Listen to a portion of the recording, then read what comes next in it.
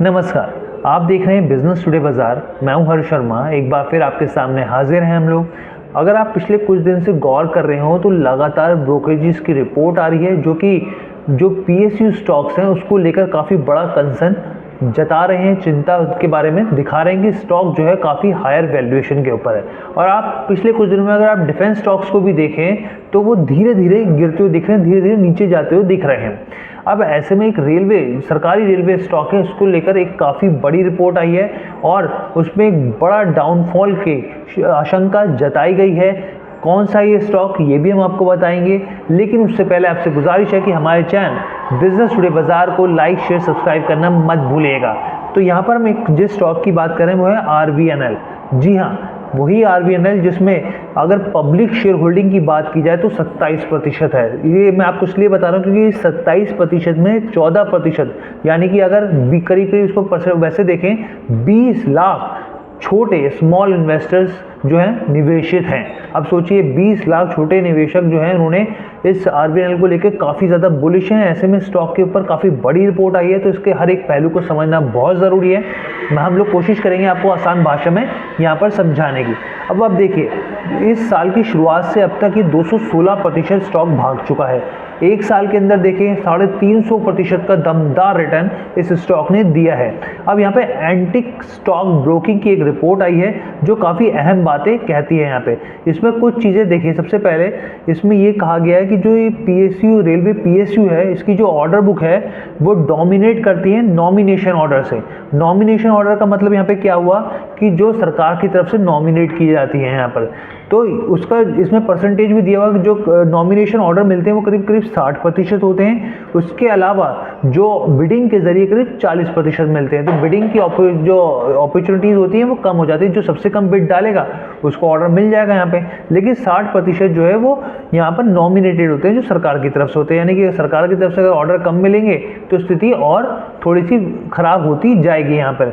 अब यहाँ पे सेक्टर्स देखेंगे कौन कौन से सेक्टर्स इसके अंदर आते हैं जो ये कवर करती है। मेट्रो का 15% होता है, हाईवे का 8% होता है, इंडियन रेलवेज का 5% है और इरिगेशन और पावर से जुड़ी भी कंपनी कई तरह के बिजनेस करती है। अब यहाँ पे कुछ अहम चीज़ें कही गई हैं। देखिए एक तो कंपनी जो है ये RVNL की बात करें, ये लगातार जो है कई तरह के MOU कर रही है, जॉइंट वेंचर कर रही है। और इसी बीच कजाकिस्तान का जो प्रोजेक्ट है वो बहुत इंपॉर्टेंट है, 20,000 करोड़ का, जिसका ऑर्डर साइज है इसका करीब करीब। अब यहाँ पर ये कहा गया है कि मेमोरेंडम ऑफ अंडरस्टैंडिंग तो हो रहा है यहाँ पे, लेकिन फाइनलाइज नहीं हो पा रहा है। वो जो ऑर्डर है उसको फाइनलाइज करने में वेट लग रहा है, काफ़ी टाइम लग रहा है। अवेटिंग ऑर्डर फाइनलाइजेशन, इस चीज़ की बात की गई है।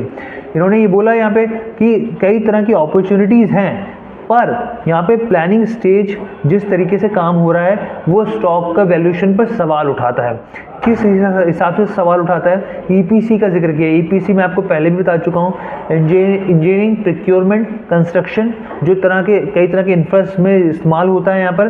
तो इनका कहना है जो EPC बिजनेस है वो 62 टाइम्स है FY27 H1 EPS के।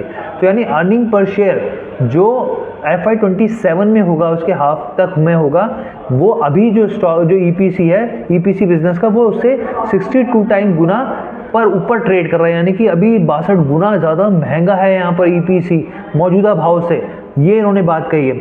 इसके बाद ही इन्होंने कुछ चीज़ें और कही। इन्होंने कहा कि जो making it apprehensive about scope of stock price appreciation, यहाँ पे साफ तौर पे जो जिस तरीके से स्टॉक का प्राइस बढ़ रहा है वो एक चिंता का विषय है। यहाँ पे उन्होंने ये भी चीज़ कही है कि जिस तरीके से वंदे भारत प्रोजेक्ट के एग्जीक्यूशन में डिले हो रहा है, इससे कंपनी के ऊपर इम्पैक्ट पड़ेगा और जो रिवीजन होगा डिज़ाइन और कॉस्ट का वो भी कंपनी के ऊपर भारी पड़ता हुआ दिख सकता है। जिस तरीके से देखिए सरकार ने क्या किया, वंदे भारत का जो प्रोजेक्ट है, ये वंदे भारत ट्रेन के लेके कुछ अलग डिज़ाइनिंग की बात चल रही है, कुछ नई तरीके की डिज़ाइनिंग की बात चल रही है, तो इससे और डिले होगा तो कंपनी के बिजनेस पे इम्पैक्ट पड़ेगा।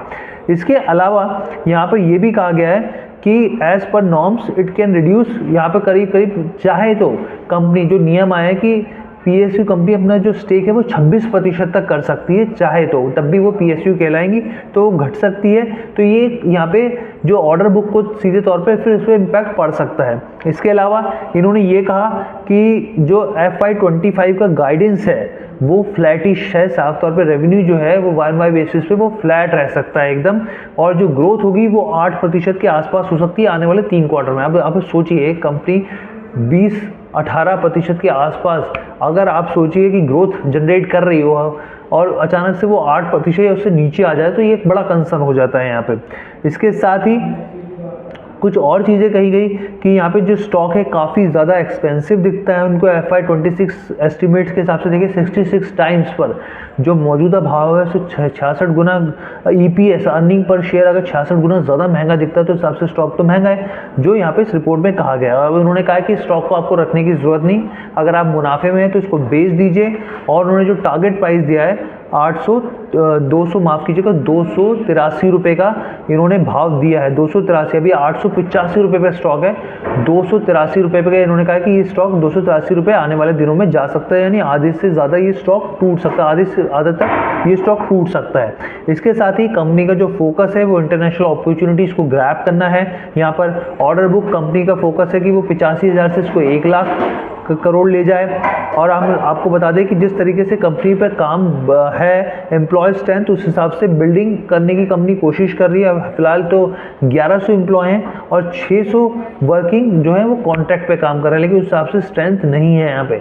तो ये ओवरऑल खबर थी आपको बताने के लिए कि RVNL को लेके एक बड़ा कंसर्न यहाँ पर जो ब्रोकिंग है एंटिक स्टॉक ब्रोकिंग उसने कंसर्न जताया और स्टॉक को साफ तौर पर कहा बेच दीजिए, और यहाँ से निकलने के बाद जो टारगेट दिया है वो 283 रुपये दिया है।